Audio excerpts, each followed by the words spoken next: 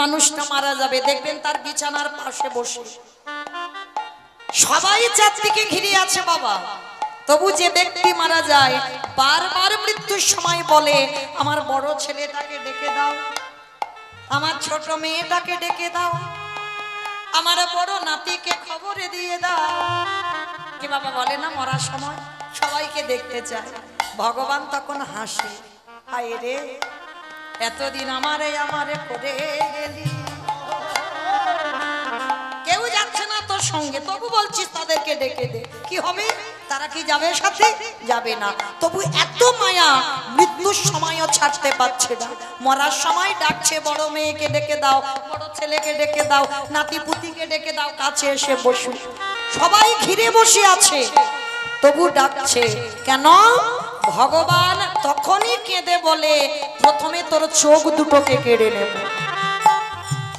মৃত্যুর সময় ভগবান চোখে একটা পর্দা ফেলে দেয়, সবাই ঘিরে বসে থাকে কিন্তু কাউকে তুমি দেখতে পাবে না। ভগবান বলে এতদিন তো ওদেরকে দেখলি, এবার ঘরে চল, আর দেখতে দেবে না। আর যখন মৃত্যুর সময় এসে যাবে, যমদূত যখন বুকে এসে চেপে ধরবে, তখন বাবা ওই যে যন্ত্রণা, কাউকে যে তুমি বলবে সে বলবার ভাষা থাকবে না। মৃত্যুর সময় শুধু দেখবেন কফ থুতু এসে আটকে যাচ্ছে গলায়, শুধু একটা শব্দ হবে আ আ, ওই আ শব্দটা হবে, আর তুমি কিছু বলতে পারবে না। ভগবান অভিমান করে বলে ওই নয়নে কোনোদিন বিগ্রহ দর্শন করলি না, ওই নয়নে কত আজে বাজে জিনিস দেখে গেলি, ওই হৃদয়ে কোনোদিন সাধুগুরু বৈষ্ণবকে আলিঙ্গনে দিলি না, ওই হৃদয়ে কোনোদিন বৈষ্ণবের চরণ ধুলা নিলি না। তাই প্রথমে তোর চোখ দুটো কেড়ে নিলাম, তারপরে তোর বুকের যন্ত্রণা দিলাম, এইবার ওই মুখে কত কুখাদ্য, কত আজে বাজে ভাষা বলে গেলি, ওই বদনে দিয়ে সবার শনি কত দ্বন্দ্ব করে গেলি। কি গো, কিসের দ্বন্দ্ব, কিসের বিবাহ? যেতে তো হবে গো। সকাল হয়েছে, দেখুন একটু একটু করে দুপুর হবে, দুপুর গড়িয়ে বিকাল হবে, তাহলে চলে তো যেতে হবে। তাহলে কিসের এত গরব, কিসের এত অহংকার? তবু আমার করে আমরা পাগল হয়ে মরি। তো আজকে সেই হরিদাস ঠাকুরের বদনের ভাষাটা কেড়ে নেবে না, হৃদয়ে যন্ত্রণাও দেবে না, নয়নের পর্দাও দেবে না। কেন দেবে না? এই জগতের সংসারের মাঝে হরিদাস ঠাকুর একজন ভক্ত বলেছিল গৌরেকে, মৃত্যুর সময়ে নয়নে হেরব তোমার ওচাদ বয়া, বয়ান মানে বদন, হৃদয়ে ধরব তোমার রাঙা চরণ, আরে বদনে বলব শুধু কৃষ্ণ কৃষ্ণ কৃষ্ণ বলব। আমি অনেক কথা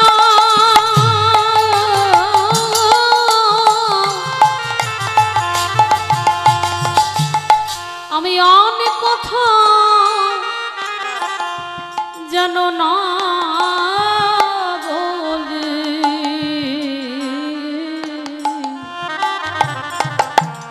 ওগো গৌরে হে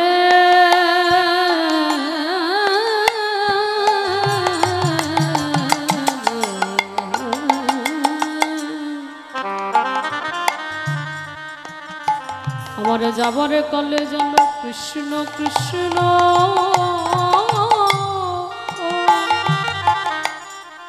কৃষ্ণ বলি। হরিদাস বললেন গৌরকে এবার আমারই বিদায় দাও। ভক্ত চলে যাবে, ভগবান ছাড়তে চাইছে না। হরিদাস বলো বলো আমি কি নিয়ে আমি বেঁচে থাকব? আমি তোমার বাত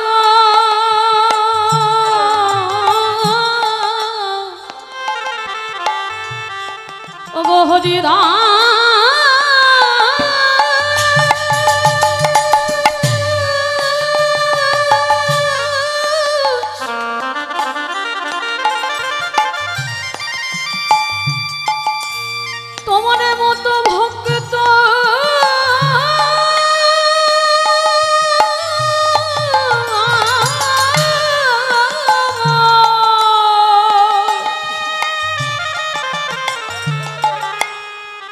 তোমার মতো ভক্ত যদি আমায় ছেড়ে চলে যায়, বলো আমি কি নিয়ে থাকবো?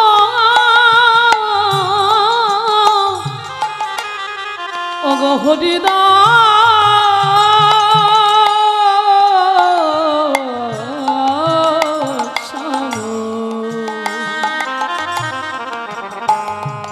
বলো বলো কি নিয়ে আমি বেঁচে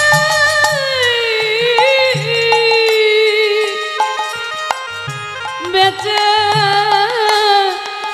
থাকবো? ভক্ত যদি হতে হয় বাবা, এমন ভক্ত হও। এই হরিদাসের জীবনী যারা জানেন কত কষ্ট। ইনি তো ছিলেন চতুর্মুখী ব্রহ্মা, অহংকারের জন্য আছেন মুসলমানের ঘরে লালিত পালিত হলো। ব্রাহ্মণ কুলের ছেলে ছিল, তখনকার সমাজ সতীদাহ প্রথা। ব্রাহ্মণ বংশে জন্ম নিয়েও বাবার মৃত্যুর পর মাকে দাহ হতে হইল। সেই হরিদাস ঠাকুরকে ফেলে দিল সমাজের মানুষ, কেউ নিতে চাইল না। একজন মুসলমান মানুষ করল। ভক্ত যদি হও, জীবনে ঘাত প্রতিঘাত আসবে বাবা। কালকের বলে গেলাম না, সুখের রাত প্রাসাদে কৃষ্ণ ভজন, অট্টালিকাতে কৃষ্ণ ভজন হয় না। নবদ্বীপে তাকিয়ে দেখেন বাবা বিষ্ণুপ্রিয়ার দিকে। জগতে অনেক নারীর নাম শুনেছেন, বিষ্ণুপ্রিয়ার কথাও অনেকে শুনেছেন। বলেন তো বিষ্ণুপ্রিয়ার চরিত্রটা কেমন ছিল?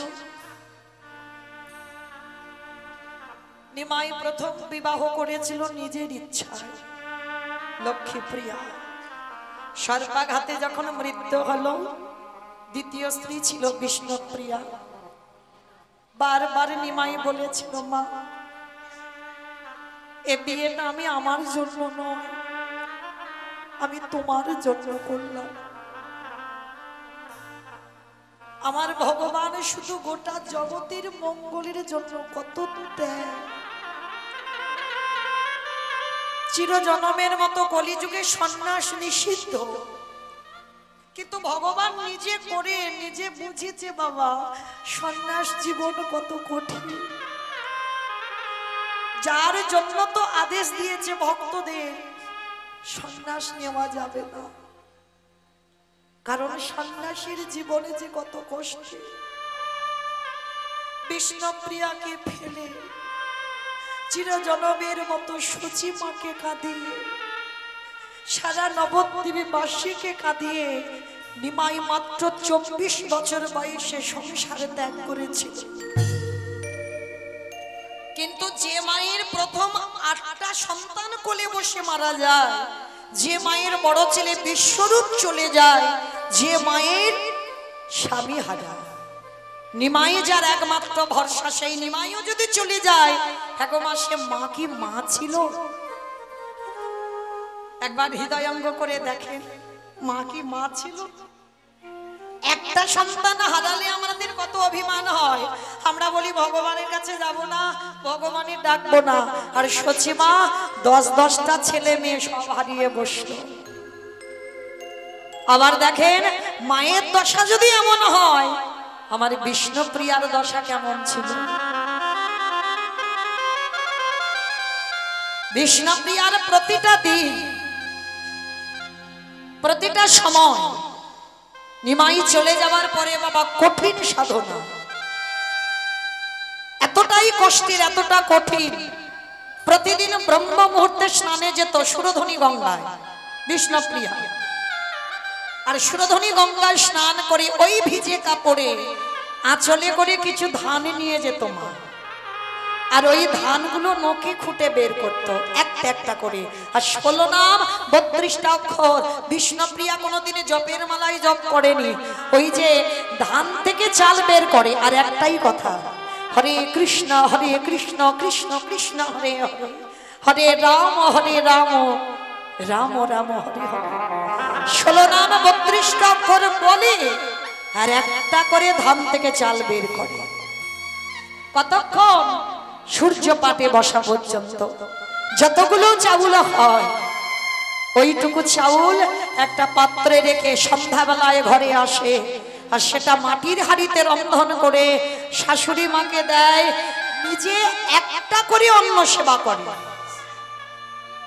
কি মায়েরা কত কঠিন এই ভজনের পথ! একটা করে অন্ন সেবা করে বেঁচে থাকা যায়? বিষ্ণুপ্রিয়া কাটিয়েছে। হ্যাঁ, সারাদিনে আমাদের খাওয়া শেষ থাকে না, মানে ঘন্টায় ঘন্টায় খেতে পারি আমরা, কিন্তু বিষ্ণুপ্রিয়ার 24 ঘন্টায় একটা করে অন্ন। আর বিষ্ণুপ্রিয়ার এক বান্ধবী ছিল যার নাম কাঞ্চনা। দেখবেন মা, অনেকের বন্ধু বান্ধব থাকে, কিন্তু অনেকের এমন এমন বন্ধু বান্ধব থাকে যেটা খুব প্রিয়, যার কাছে তুমি তোমার হৃদয়ে সব কথাটা বলতে পারবে। সবার কাছে কিন্তু বলা যায় না বাবা। যেমন রাধারানী সখীরা ছিল, ললিতা, বিশাখা, ইন্দুরেখা, চম্পক, লতিকা, এদের কাছে সব গল্প করত, কিন্তু বাবা ভিতরের গল্প নয়। ভিতরের গল্প 4 জনের কাছে করত, শ্যামলা, বিমলা, অবলা, মঙ্গলা। যারা অষ্টকালীনে রসদগান লীলা শোনেন, ওই 4 জনের কাছে বাবা একেবারে ভিতরের কথা বলা যায়, যেটা সবার কাছে বলা যায় না। বিষ্ণুপ্রিয়াও ছিল, কাঞ্চনার কাছে সমস্ত কথা বলতো। কাঞ্চনার কাছে গলাটা ধরে বলল, কাঞ্চনা, আমার গৌর ভালোবেসে আমার যে এই দশা হবে, আমি যদি জানতাম আমি কোনোদিন গৌর ভালোবাসতাম না। সজনী শোন, গৌর ভালোবেসে আমার কি হলো জানিস? আমি ভেবেছিলাম গৌর দেখবো না, গৌর ভালোবাসবো না, তবে শোন, গৌর বড়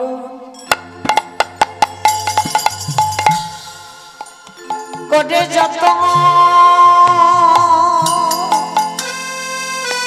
ভেবেছে রাগ বহিয়া মাঝে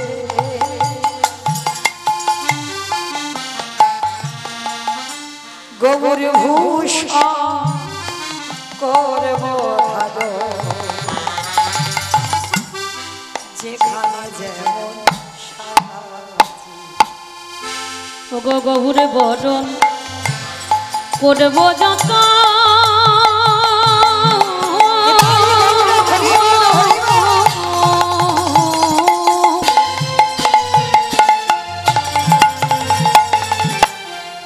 রাখব হিয়া মাঝে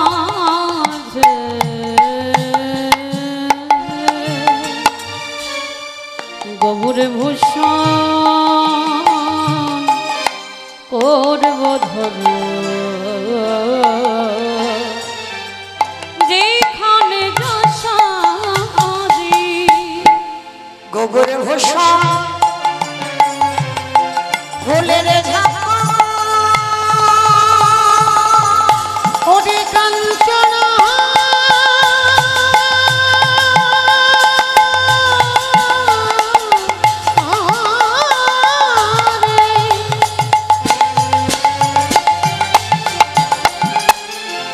ওরে মরম সখী আমার,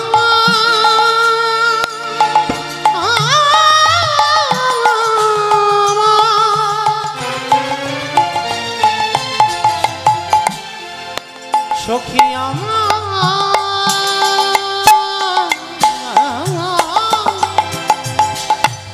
ওরে কাঞ্চনা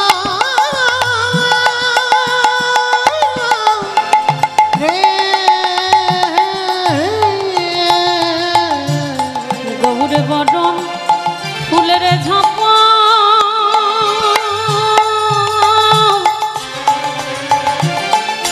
লটনে বাঁধিব চুলে ওগো গোবর বলে কেঁদে কেঁদে পথে যাব চলে। ওরে গৌরে বলি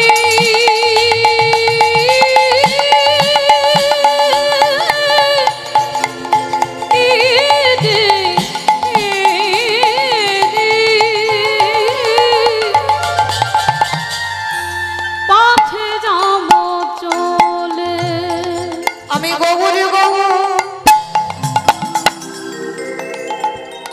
বলে কেঁদে না ওই নদী আনা নিতাই গৌর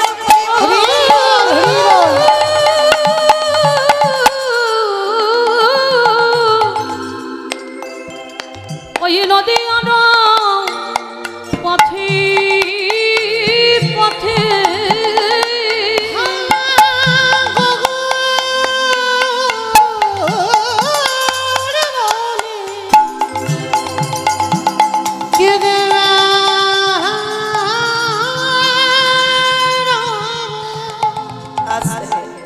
সেই কাঞ্চনার কাছে ধরে বলতো, কাঞ্চনা আমার প্রভু আমারই ছেড়ে চলে গেল, কিন্তু এসেছিল বাবা, এসে আমার বিষ্ণু প্রিয়াকে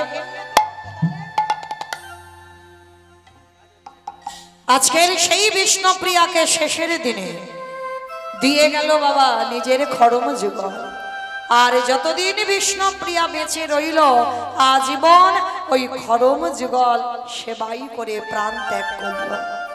তাহলে এই বিষ্ণু প্রিয়া কতটা আমার নিমাইকে ভালোবেসেছিল। আজকের সেই নদিয়ার মাটিতে শুধু আমার নিমাই নয়, সঙ্গে আরো একজন আছে, সেটা কে জানো? আমার দাদা নিতাই চাঁদ। আর দাদা নিতাই চাঁদ আর দুই ভাই এসে নবদ্বীপের মাটিতে দাঁড়িয়ে নিতাই যারে দেখে তারে বলে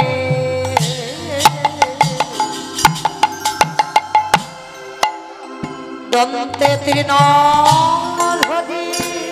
ধরি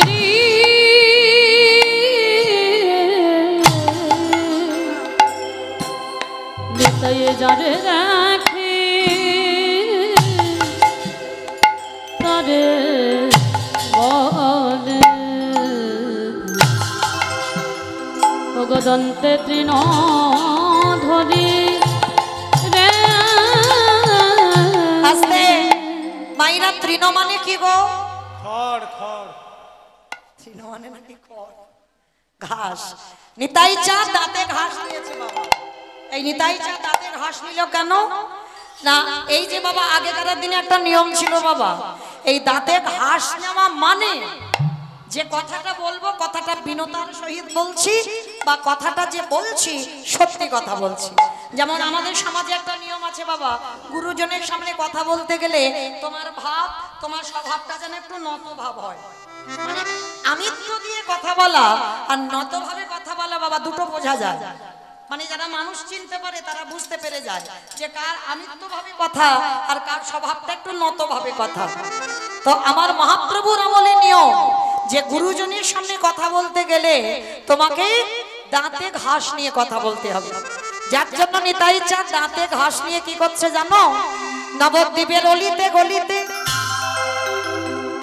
যারে দেখে তার পদ ধরে বলে তোদের ঘরে আমি বাসনে মেজে দেব। আমি নয়, নিতাই চাঁদ। তোদের ঘরে আমি পাটনা বেটে দেব, তোদের ঘরে আমি রান্না করে দেব, যা বলবি আমি সব কাজ করে দেব। তবে তার বিনিময়ে তোদেরকে একটা কাজ করতে হবে, তোদের সব কাজ আমি করে দেব, আর তার বিনিময়ে তোদেরকে একটা কাজ করতে হবে। কি কাজ? আমরা মায়া মোহজি, তাই তোমাদের কৃপা হয় না। কিন্তু বাবা কৃপাটা কি করে পেতে হয় জানেন? আপনারা জানেন এই পৃথিবীর মাটিতে একজন ভক্ত ছিল বাবা, যে ভক্তটার নাম ছিল বাবা নামাচার্য হরিদাস ঠাকুর। যিনি 3 লক্ষ নাম জপ করত, 2 জন ভক্ত বাবা। এই 2 জন ভক্তের মধ্যে এদের মতো যেমন রঘুনাথ দাস গোস্বামীর মতো বাবা ষষ্ঠাঙ্গে দণ্ডবত প্রণাম কেউ করতে পারবে না, আর নামাচার্য হরিদাস ঠাকুরের মতো কেউ নাম জপ করতে পারবে না। তা এই যে হরিদাস ঠাকুর যারা গেছেন অবশ্যই জগন্নাথ ধাম, পুরী ধাম, লীলাচল,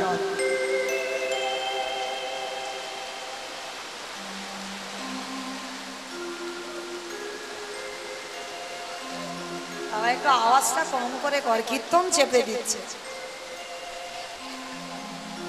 মানে বৃষ্টি হচ্ছে কিন্তু কীর্তন যদি আওয়াজ কমিয়ে দিচ্ছে।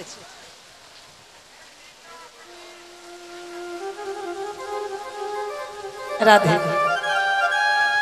নিতাই গৌর প্রেমানন্দী হরি বল, হরি বল, হরি বল, হরি বল।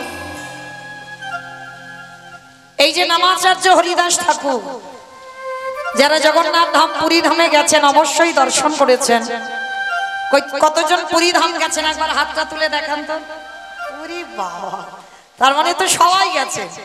তাহলে সবাই যখন গেছেন অবশ্যই দেখেছেন হরিদাস ঠাকুরের সমাধিস্থল, অবশ্যই তো দেখবেন। দেখেছেন মহাপ্রভুর গম্ভীরা, দেখেছেন কতজন দেখেছেন গম্ভীরা। এর বেলা হাত কম উঠছে কেন? শুধু কি সমুদ্রে ঢেউ খেয়েছো? হরি বল। এই যে জগন্নাথ ধাম, পুরী ধামে এই যে গম্ভীরা, যেটা ওখানে লেখা আছে দেখবেন বাবা, রাধাকান্ত মঠ। এই গম্ভীরার পাশেই আছে সিদ্ধ বকুল। এই সিদ্ধ বকুল যেমন তেমন জায়গা নয় বাবা। দেখবেন বকুল গাছটা দর্শন করে, যে গাছের বাবা গোড়াতে কোনো মাটি নেই শুধুমাত্র, অথচ দেখবে গাছটা পুরোভাবে জীবিত রয়েছে, নতুন ডালপালা, শাখা পোশাকা আবার জন্ম নিয়েছে। মানে এইটুকু দর্শন করে কি মনে হয় না আজ আমার ভগবান আছে, আজও জগতে ভক্ত আছে? যদি না থাকতো বাবা, তাহলে আজও বাবা সিদ্ধ বকুল এমন ভাবে জীবিত থাকতো না। যারা গেছেন অবশ্যই করে বাবা বকুল গাছটাকে পরশ করেছেন। ওই জায়গাতে হরিদাস ঠাকুর নিত্য নাম জপ করত, প্রতিদিন অনাহারি অনিদ্রায়। আর হরিদাস ঠাকুরের নাম জপ তো মানে আপনারা যারা শাস্ত্র জানেন, পড়েছেন, অবশ্যই শুনেছেন। এই হরিদাস ঠাকুর জানো মা, যারা ভক্ত হয়েছেন, প্রকৃত ভক্ত, রাধে, এই যে আঠাটা মাখিয়ে রুটি করে খাবে, তো হরিদাস ঠাকুর এমনই একজন ভক্ত ছিল, মনে মনে ভাবতো ওই আঠা মাখাবো কখন, রুটি তৈরি করব কখন, আর খাবো কখন। তার মধ্যে তোমার নাম জপ করা হবে না, তার থেকে একটা কাজ করি, ওই গ্লাসে করে আঠাটা গুলেই খেয়ে নিলে পেটের মধ্যে তো সেই থেকে যাবে। কেন আঠাটা মাখাতে যাব, কেন আবার রুটি বানাবো, কেন আবার খেতে হবে, তার থেকে আঠাটা গুলেই খেলে হয়ে যাবে। এমনই একজন ভক্ত। আর প্রতিদিন গম্ভীরা থেকে আমার মহাপ্রভু হরিদাস ঠাকুরের সঙ্গে দেখা করতে যেত নিত্য। ভগবানের ভক্তন্ত প্রান্ত, ভক্ত জীবন, ভক্ত সর্বস্ব, ভক্ত ছাড়া ভগবান এতটুকু সময় থাকতে পারে না। হরিদাস ঠাকুরের নাম জপ দেখে আমার মহাপ্রভু বলেছিলেন, হরিদাস শোনো, এই যে তুমি নিত্য নাম জপ করো, তোমার খাবার সময় থাকে না। তো মহাপ্রভু নিজের কাঁধে দায়িত্ব তুলে নিল, হরিদাস আজকে থেকে তোমার খাবারের দায়িত্ব আমার, আমি নিজের হাতে নিত্য তোমাকে সেবা করিয়ে যাব, তোমার চিন্তা করতে হবে না তোমার খাবার নিয়ে। হরিদাস ঠাকুর বললেন, ঠিক আছে প্রভু, তাহলে তো মন্দ নয়, আমি ভগবানের নাম জপ করব, তোমার যখন মনে হবে তুমি আমার এসে খাইয়ে দিয়ে যেও। আর আমার মহাপ্রভু প্রতিদিন জগন্নাথ ধামে গিয়ে জগন্নাথজিকে দর্শন করত। সচল জগন্নাথ, অচল জগন্নাথ দর্শন করত। আর দর্শন করে প্রতিদিন প্রভাতে প্রসাদী পেত আমার মহাপ্রভু, জগন্নাথের প্রসাদী। তো আজকের প্রভু আমার সকালবেলা গেছে জগন্নাথ ধামে জগন্নাথজিকে দর্শন করতে। প্রসাদী স্বরূপে কি পেয়েছে জানো? একটা বকুল গাছের কাঠি, দাঁতন কাঠি। বকুল গাছে দাঁতন কাঠি, জগন্নাথ যে দাঁত মাজে সেই দাঁতন কাঠিটা প্রসাদী স্বরূপে মহাপ্রভুর হাতে পড়েছে। মহাপ্রভু ওই দাঁতন কাঠিটা নিয়ে বলছে, জগন্নাথ আজকের হরিদাসকে সেবা করাবো তো তেমন ভালো কিছু জুটলো না, শেষে এই দাঁতন কাঠিটাই হলো। বেশ, এটাই যখন তোমার ইচ্ছা, এইটাই আমি হরিদাসকে একটু সেবা করাবো। তো বকুল গাছের কাঠিটা নিয়ে হরিদাসের কাছে গেছে, সিদ্ধ বকুল যেখানে, তখন বকুল গাছে জন্মই হয়, এবার হবে। তো কাঠিটা নিয়ে বলছে, হরিদাস হরিদাস নাও, তোমার জন্য আজকে জগন্নাথ কিছু প্রসাদী দিল না, তোমার জন্য এই দাঁতন কাঠিটাই দিয়েছে, নাও এটাই তুমি আজকের প্রসাদী হিসাবে গ্রহণ করো। হরিদাস ঠাকুর করজোর করে বললেন, গৌরহরি তুমি আমার জন্য প্রসাদী এনেছো আর আমি পাবো না? দাও। ওই বকুল গাছের কাঠিটা নিয়ে, বাবা অনেকটা বড় কাঠি তো, অর্ধেকটা সেবা করেছে হরিদাস ঠাকুর, আর যতটুকু ছিল ওই মাটিতে যেখানে নাম জপ করতো ওর সামনেতে মাটিতে বকুল গাছের কাঠিটা পুঁতে দিয়েছে। হরিদাস আমার নয়ন জলে বক্ষ যুগল ভাষায় কাঁদে আর বলে, গৌরী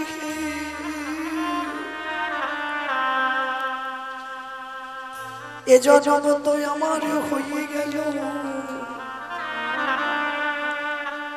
আবার যদি কোনোদিন আমার জন্ম থেকে থাকে, হৃদয় তুমি জানো চরণ ছাড়া,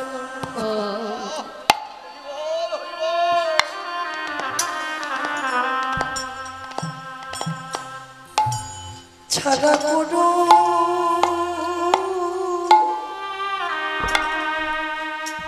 না।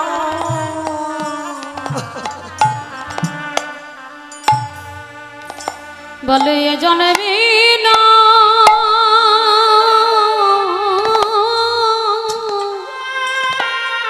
নিতাই গৌর প্রেমানন্দে,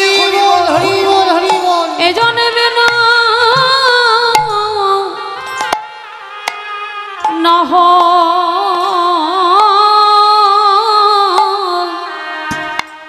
নহই হলো,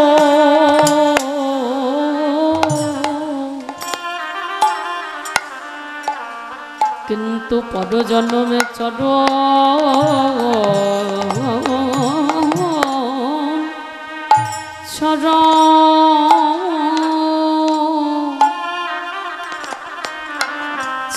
করো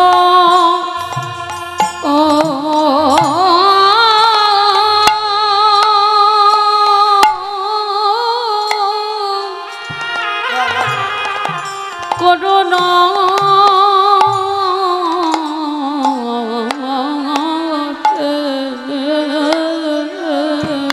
ওই হরিদাস যখন বসে বসে নাম করে,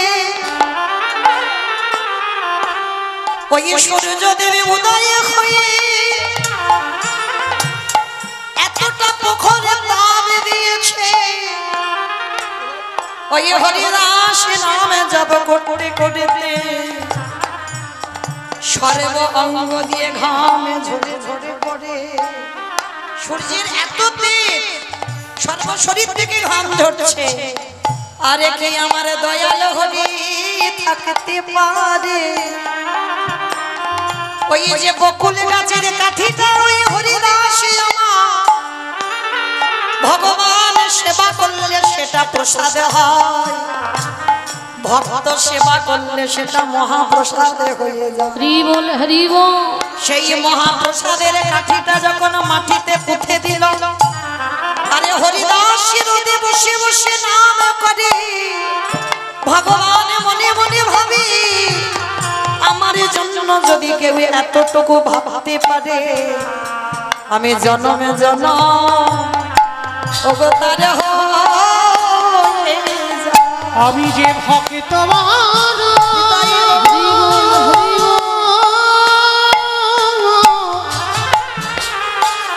আমি যে ভক্ত বড় বড় ভালো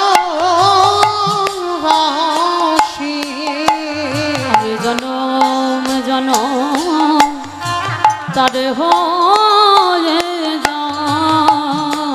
এইবার আমার মন্দিরে শ্রী জগন্নাথ ওই যে মহাপ্রসাদ মাটিতে পুঁতে দিল, জগন্নাথের আশীর্বাদে সেটা হয়ে গেল একটা বকুল গাছ, বড় বকুল গাছ হলো।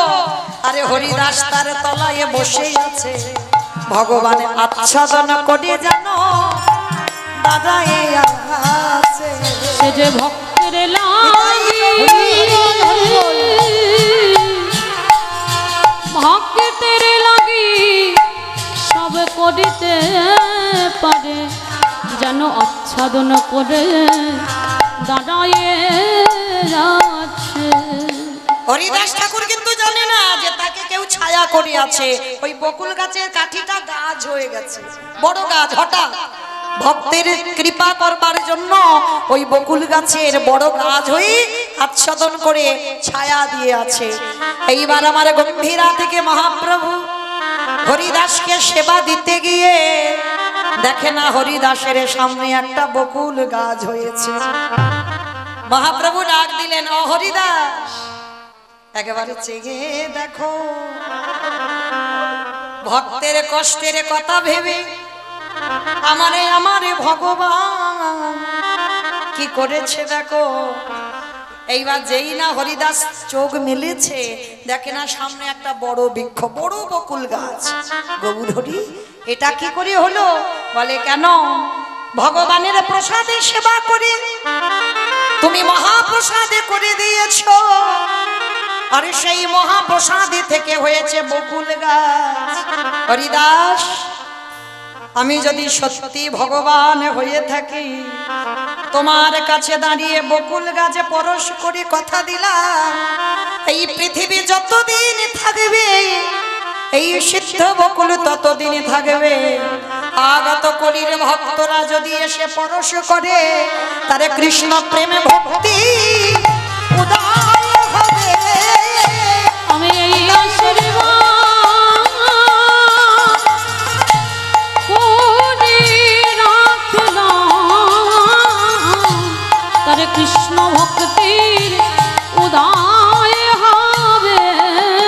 ওই পরশ মনের পরশে যেমন লোহ সোনা হয়ে যাওয়া, আরে আমার ভগবান যাকে পরশ করে সে যে সোনার থেকে আরো দামি হয়ে গো।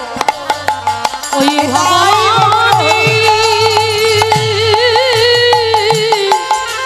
ভগবানের এমনি পরশ সোনার থেকে দামি করে। সেই হরিদাসের প্রতি আমার মহাপ্রভুর এত প্রেম। যারা যাবে একবার সিদ্ধ বকুলটাকে হৃদয়ে জড়িয়ে ধরো, কারণ ওটা মহাপ্রভুর পরশ পাওয়া। আর সেই হরিদাস ঠাকুর যখন অন্তিম সময়, মনে রেখো মা, জগতে ভক্ত ভগবানকে ছেড়ে যায়, আর প্রকৃত যদি তাকে প্রেমের বাঁধনে বাঁধতে পারো, আমার ভগবান কোনোদিন ভক্তকে ছেড়ে যায় না। ভক্ত চলে যায়, ভগবান যায় না। তো হরিদাস ঠাকুরের অন্তিম সময় গৌরহরি, এবার তোমার যাবার সময় হলো। আমি যদি না যাই, আমাকে গিয়ে আবার মাটি পরিষ্কার করতে হবে, সেখানে তুমি আবার আসবে। গৌরহরি বললেন, হরিদাস একেবারে বলে দিয়ে যাও, ওগো হরিদাস, তোমার মতো করি আমার কে হরি নাম শোনাবে। আমি যে ও নামে শুনিতে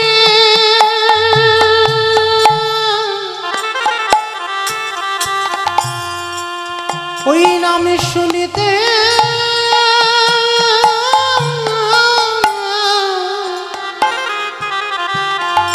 ওই নামে শুনিতে বড় ভালো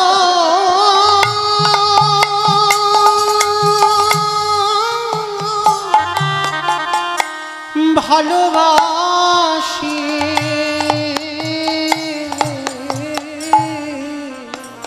তোমার মতে এমন করে না,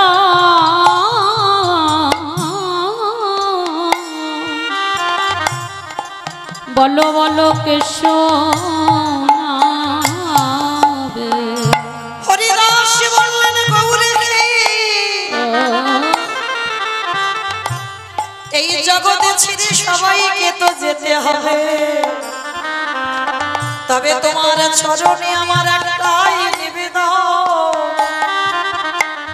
এই জগতে প্রতিটা ভক্ত মৃত্যু যন্ত্রণা পায়, প্রতিটা ভক্ত বাবা মৃত্যু যন্ত্রণা পেতে হবে, যে যেভাবে মরে যায়, যে যেভাবে। কেউ যদি ভজন করতে করতে মরেও যায়, তাকে তিনটে জ্বালা পেতে হবে। কি কি জ্বালা? প্রথম জ্বালা আসে তোমার চোখে, তারপরে জ্বালা আসবে তোমার বুকে, তারপরে জ্বালা আসবে তোমার মুখে। এই তিনটে যন্ত্রণা মৃত্যুর সময় পেতে হবে। হরিদাস বলল, গৌরে হে,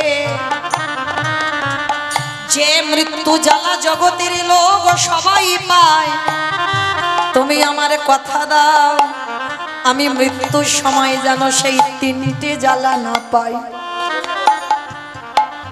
দেখবেন মা, কোনো ব্যক্তি যদি সাধারণভাবে মারা যায়, বয়স হয়েছে, অসুস্থ হয়ে মারা যাচ্ছে, চারিদিকে বাবা ফোনে ফোনে খবর হয়ে গেল যে আর অনেক দিন খাওয়া দাওয়া করছে না, আমাকে মাইনে দিতে হবে না, তোরাই আমারে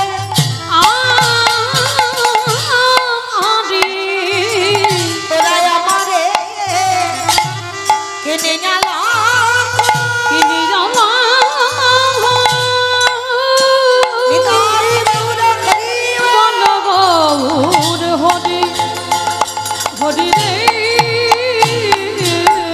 তোরাই আমারে কি কিনিয়া না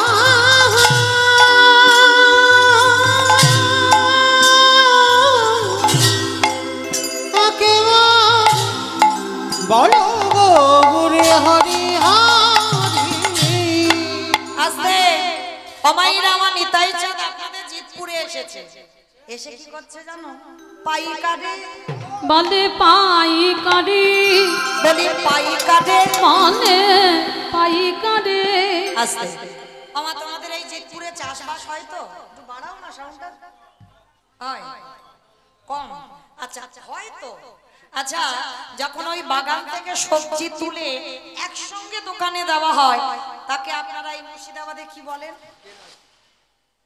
সেল বলে। সেল বলে নাকি? যে তো চৈত্র মাসে হয়, ওটাকে পাইকারি দেওয়া হয়, তাই না? আমার ডায়মন্ড হারবার এলাকায় বলে বাবা পাইকারি দেওয়া, মানে একসঙ্গে আড়তে দেওয়া হচ্ছে, মানে পাইকারি দেওয়া। তোমার নিতাই চাঁদ ওই হরি নামের ডালাটা নিয়ে একেবারে বাবা জিতপুরে এসে পাইকারি বলে অন্য জায়গা নয়, এই যে পাইকারি মানে পাইকারি। আর একটা মানে হচ্ছে, একটু নারকেলের মতো ভিতরে যাও, পাইকারি পাইকারি বলি পাইকারি পাইকারি বলে পাইকারি পাইকারি। আমার বুঝছো? পাইকারি দেওয়া মানে এক জায়গা দিচ্ছে, আবার হচ্ছে পাইকারি, মানে হরিনামটা যে দেব জিতপুরে তেমন মানুষ পাচ্ছে না। শেষে নিতাই চাঁদ বিরক্ত হয়ে গেছে, আর বিরক্ত হয়ে বাবা এক জায়গা ঢেলে দিয়েছে। কোথায় জানো? দোকানে। এই দোকানে, ওই দোকানে, ওই দোকানে। আস্তে। পানের দোকান, সবজি দোকান, মুদিখানা দোকান, স্টেনারি দোকান, কাপড় জামা দোকান, কোন দোকানে দিল গো? মানে কীর্তন মানে শুনে শুনে অভ্যস্ত, প্র্যাকটিস হয়ে গেছে। দোকানে, এই দোকানে যারা দোকান খুলে বসে আছে, হরিনাম দিল দোকানে। যারা দোকান খুলে বসে হরিনাম দিল দোকানে। এত বলি নিতাই চাঁদ ভূমি গড়ি যা রে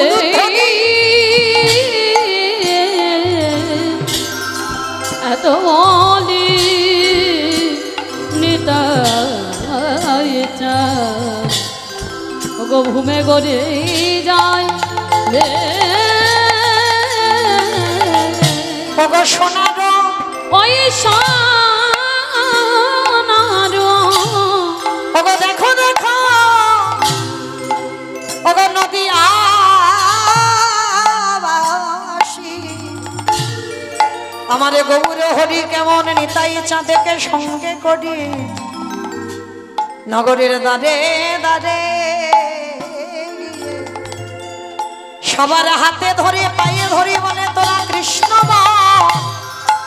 যে নামে বললে তোদের ত্রিতাবে জ্বালার ভয়ে থাকবে না। আধ্যাত্মিক আদি ভৌতিক আদি দৈবী এই ত্রিতাবে জ্বালা থেকে সবাই মুক্তি পেয়ে যাবে। আজ নিতাই চাঁদ যখন সুরধনী গঙ্গার তীরে দাঁড়াই রইল, ওই নদী আর নর নারীগণ দেখে কি মনে হয় জানো? ওগো সোনার ওই সোনার পর্বত যেন পর্বত যেন দেখো ধুলাতে লুটা রে।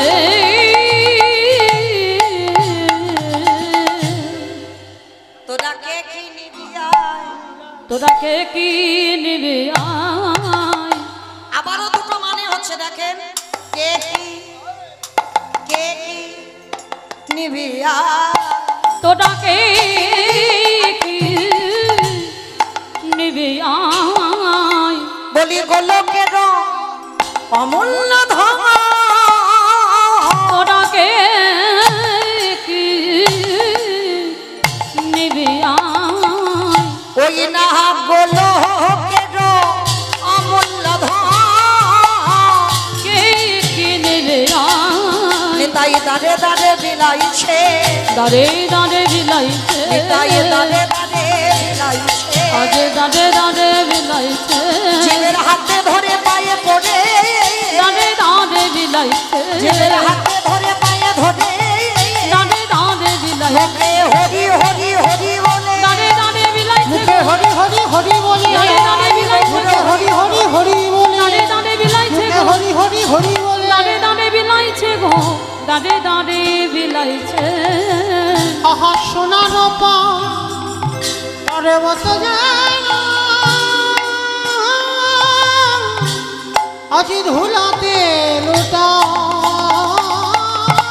আজ ধুলাতে লুটা হেন অবতারে যার রতি না জন্মিল, রতি না জন্মিল ভগতা আসিল শোনে বলে সেই পাপী এলো আর গেল। এলো গেল দাস লোক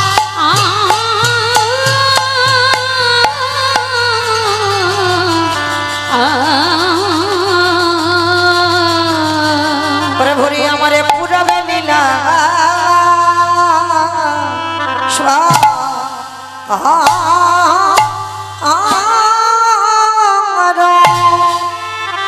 অস্মরণে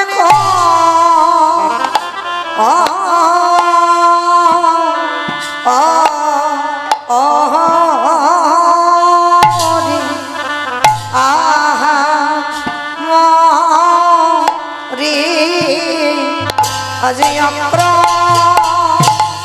ধপ রমানন্দ ও মরি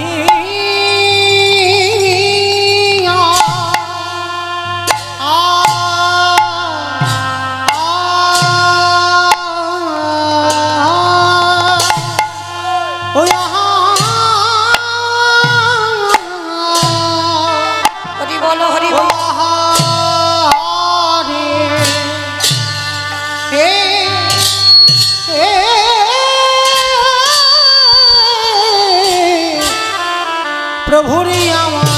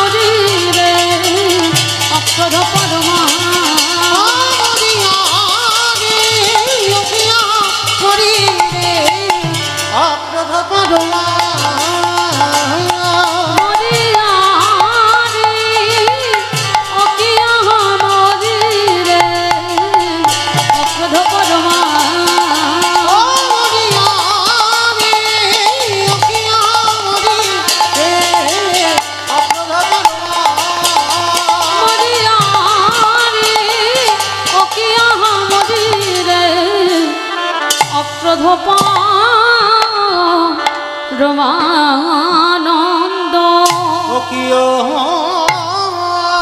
অক্রধপ পরমানন্দ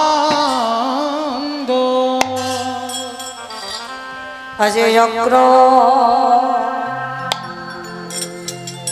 অক্রধপ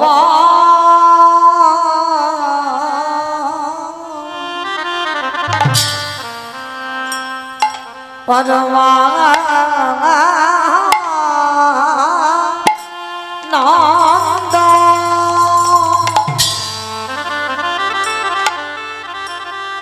আজি অক্রধপ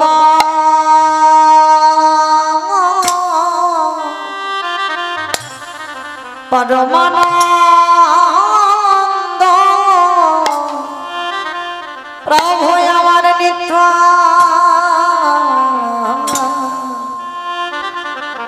প্রভু আমার নিত্য নন্দ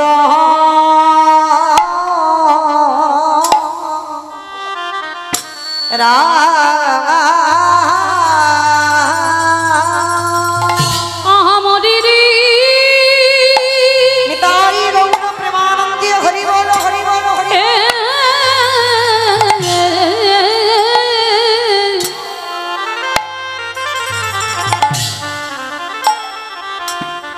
আমার আমার গৌ হরি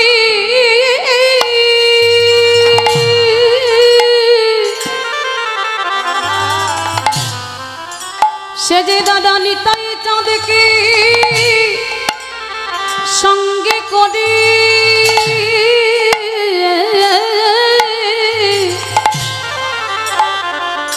নদীয়ার ভাক্কা কাশে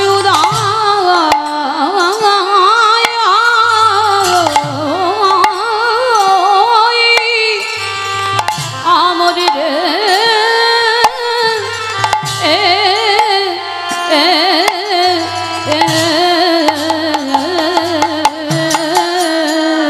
আহাই অক্রধোপা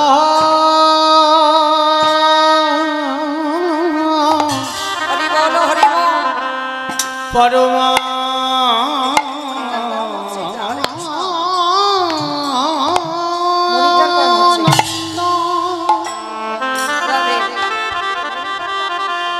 আহাই অক্রধোপা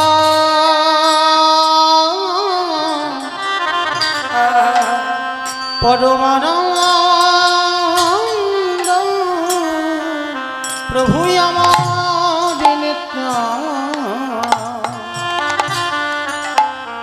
আমার নিত্যানন্দ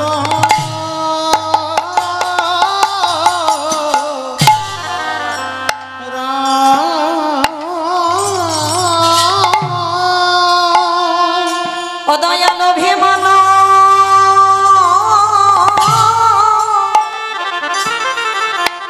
শূন্য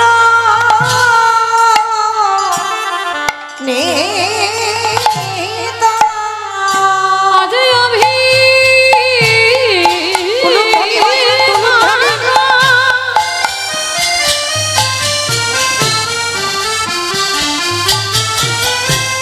আমার দয়াল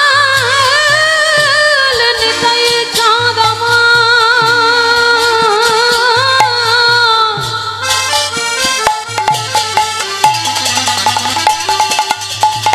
এই কলির জীবিকে উদ্ধার করেবার লাগি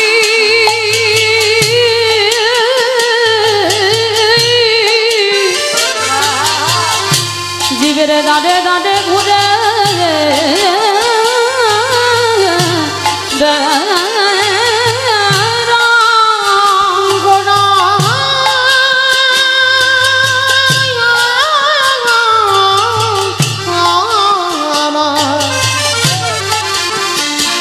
ও তারে নয়নে ধারা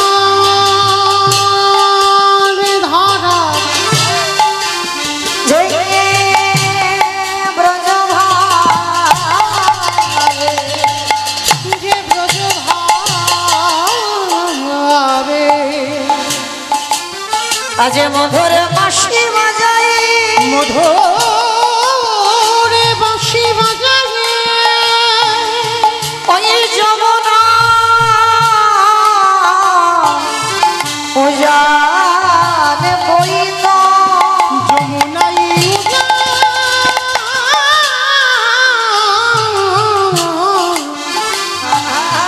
যমুনাই উজানে বইত যে ব্রজ ভাবে জি ব্রজ ভাবে বৃন্দাবনে ময়ূর ময়ূরে ভ্রমর ভ্রমরে ভ্রমরে ভ্রমরে তানা পেখম তুলে নিত্য করিত নিত্য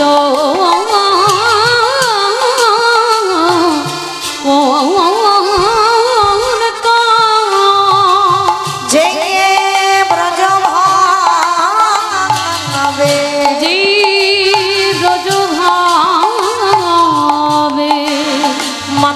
যশোমতী প্রভাতে কালে মাতা যশোমতী প্রভাত কালী ওই ক্ষীরেশ্বর নবনী লয়ে কানা গোপাল গোপাল বলে গোপালে গোপালে বলি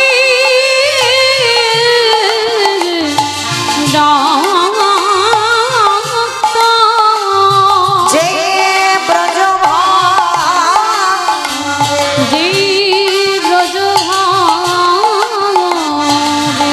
শ্রীদাম সুদাম রাম বসুদা শ্রীদাম সুদাম রাম বসুদা ওই ফলে পেরে কানা কানাই আগেবারে খেয়ে যা বলে ডাকে তো ওরে কানাই খেয়ে যা বলে ডাকতো যে ব্রজ ছেড়ে ব্রজ ছেড়ে সেই ব্রজেন্দ্র নন্দন কৃষ্ণ সেই ব্রজেন্দ্র নন্দন কৃষ্ণ এই নদীতে গৌর হলো এই নদীতে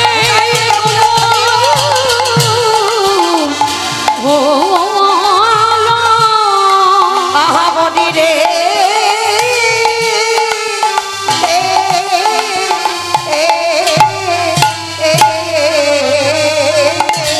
আহায় অভিমান শূন্য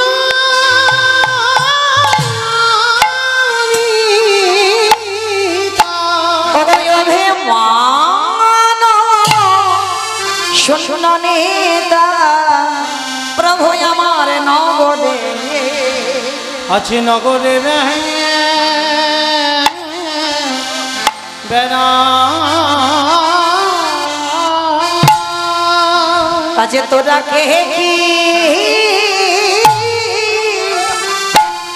কে কি নিবি তোরা কে কি নিবে আমার দয়াল নিতা আমার দয়াল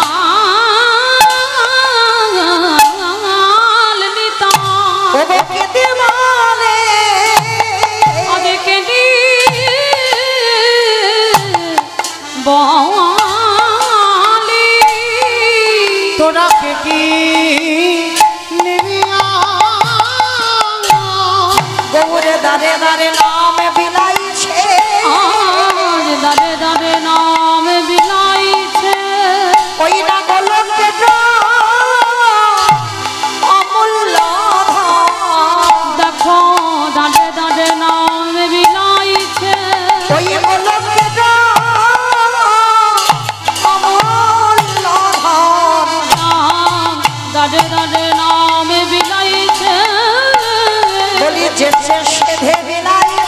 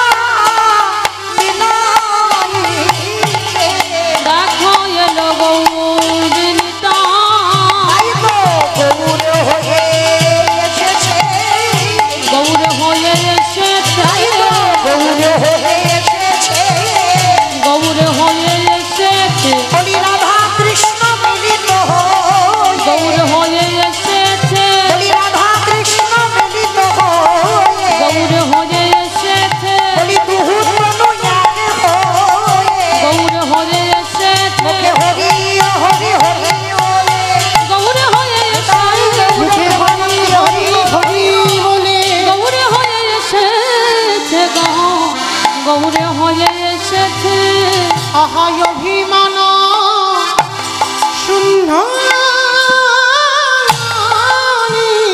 তাই অভিমান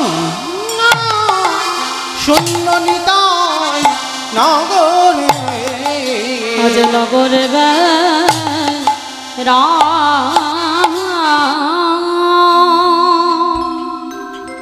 নমো ত্রিকাল সত্তায় নমো শ্রীকাল সত্যায় জগন্নাথ সুতায় জগন্নাথ সুতায়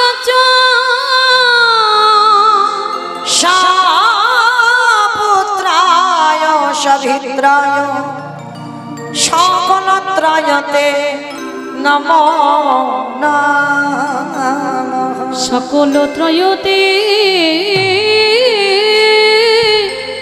সকল ত্রয়তে নম নম এই আসরে বৈশা যত গৌরী ভক্তগণ গৌর ভক্তগণ ওগো সবাকার পদ ধূলি হবে আমার মস্তক ভূষণ সবাকার পদ ধূলি ও কমার মস্তক ভূষণ আমারে আমারে প্রাণী গো ওই নদীয়ার ভাঙ্গা কাশে ওই নদীয়ার ভাঙ্গা কাশি সচি গর্ভ সিন্ধু মাছি আমারে আমারে প্রতিদি পাবন গৌর হরি এই জগজীবের উদ্ধারের লাগি এই কলির পাপাচারী অত্যাচারী ব্যভিচারী দুরাচারী কলির মানুষের উদ্ধারের লাগি নদীয়ার ভাঙ্গা কাশে সচি গর্ভ সিন্ধু মাঝে অবতীর্ণ হয়েছে আমারে হরি বল হরি বল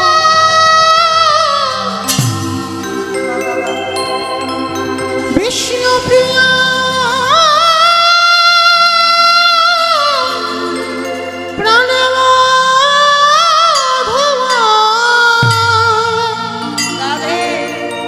সচি মায়ের নয়ন তারা গোরা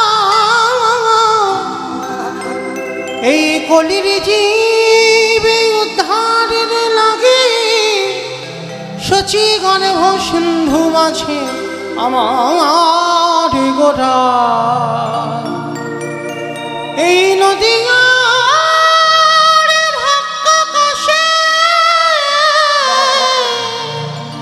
গোড়াই আমার উদয়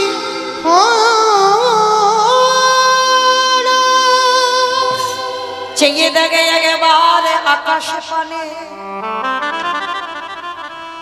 প্রতিদিন সকালবেলা সূর্য উদয়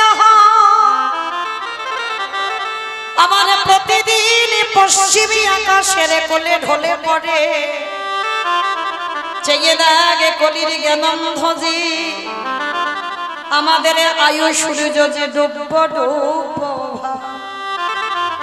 কখন যে জীবনের বেলা বয়ে যাবে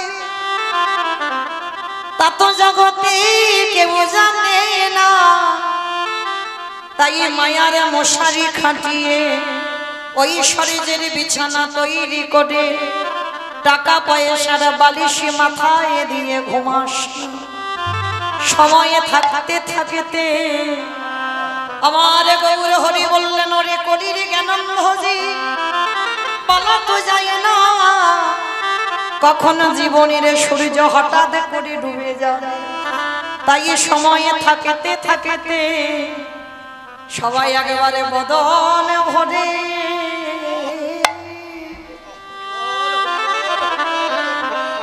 ভরে একেবারে কৃষ্ণ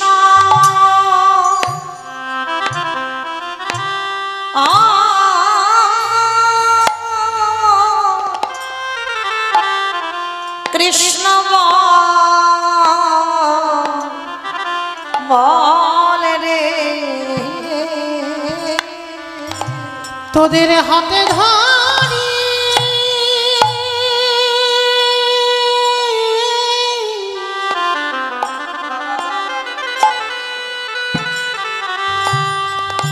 তোদের হাতে ধরিয়া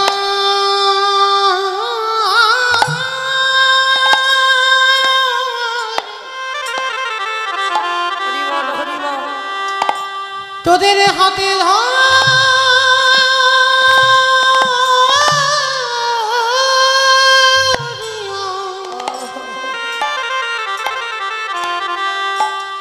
তোদের পায়ে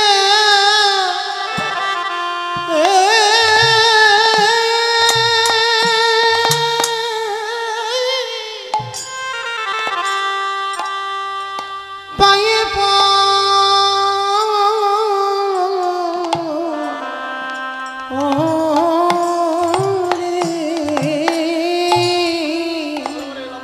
একেবারে বদন ভরে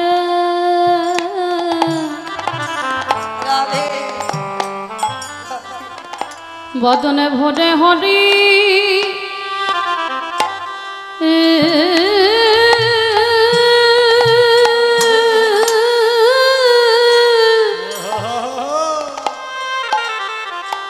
হরি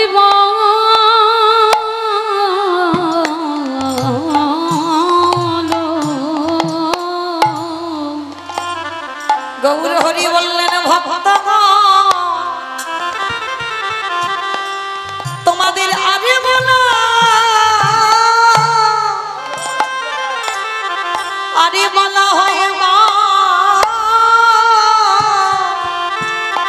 হয় মানা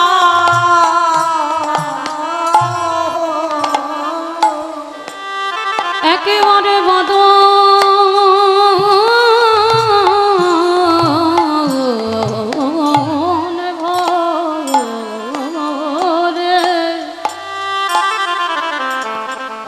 বদনে ভরে হরি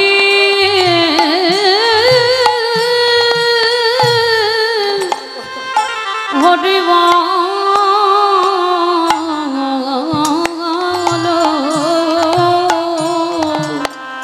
সবাই মায়ার বাঁধনে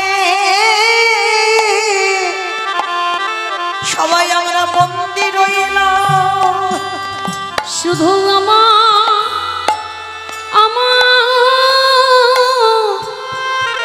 করে মরলাম একেবারে কেউ বললাম না হা গৌরী তোমার হলাম বলে আমাদের বলা হইব না এমন ভজন জগতি হবে তোমরা কৃষ্ণ ভজিলে না 84 লক্ষ জনে ভ্রমণ করে সবাই শুধু এলাম খেলা সবাই ভাবে ঘুমিয়ে গেলাম একেবারে হরি বলি কাঁদিলাম না গো আমাদের দয়াল এমন জনমা আমাদের হইব না এই না হরিবালা অবতারে আমরা কৃষ্ণ বলে কাঁদিলাম না শুধু আমার করে মরলাম একেবারে কৃষ্ণ বলে, কৃষ্ণ বলে কেঁদে নাও হে সমবেত শুধু কৃষ্ণ অনুরাগী গৌর অনুরাগী মাতৃমণ্ডলী পিতৃমণ্ডলী আহুত অনাহুত ভাগবত এই গ্রামবাসী বৃন্দ, যারা আমার রাধা গোবিন্দের, যারা আমার গৌর নিতাইয়ের রাতুল চরণ আশ্রয় গ্রহণ করেছেন, তাহাদের সবাকার চরণে রইল আমার কোটি কোটি দণ্ডবত। তারপরে জানাই, এখানে যত সাধু গুরু ব্রাহ্মণ বৈষ্ণব আছেন, তাহাদের পাদ পদ্মে রইল আমার ভক্তিপূর্ণ দণ্ডবত প্রণাম। তারপরে জানাই, মাগো, আমি আমার পিতামাতার চরণে, আমার শিক্ষা গুরু দীক্ষা গুরুর চরণে অনন্ত কোটি কোটি দণ্ডবত প্রণাম। তবে বাবা, আমার হেন পাতকিরি নেয় বৈষ্ণব দর্শন শাস্ত্র, সে যে প্রগাঢ় সমুদ্রবত, আর সেই সমুদ্র মধ্যে যে তত্ত্বরূপ রত্নটা লুকানো আছে, আমার পক্ষে একটা অনুপযুক্ত ডুবুরির সম্ভব নয় সেই তত্ত্বরূপ রত্নটাকে সমুদ্র বক্ষ থেকে উদ্ধার করবার। তথাপি আপনাদের মতো সাধুগুরু বৈষ্ণব, আপনাদের মতো ভক্ত পদধূলে যখন দাঁড়িয়েছে, আপনাদের মতো গুরুজনদের পদধূলা শিরোধার্য করে গৌর গোবিন্দের কৃপা মাথায় নিয়ে আজকে শুরু করব ভগবানের সেই মধুর নাম। তবে নাম বলতে গিয়ে বাবা অনেক ভুল ত্রুটি হবে, হবে কেন? অবশ্যই করব। নিজ নিজ সন্তান মনে করে, নিজ নিজ ভগ্নী মনে করে সেই ভুল ত্রুটিকে ক্ষমা করে দেবেন। তথাপি বাবা, ভগবানকে ভালোবাসতে গেলে এই দেহ মন প্রাণ জীবন যৌবন আমার বলতে যা কিছু আছে, যদি সত্যি গৌর চরণে অর্পণ করা যায়, অবশ্যই বাবা গৌর গোবিন্দের কৃপা হয়। আমরা তো অর্পণ করতে পারি না, আমরা ভগবানের চরণে সমর্পণ করতে পারি না।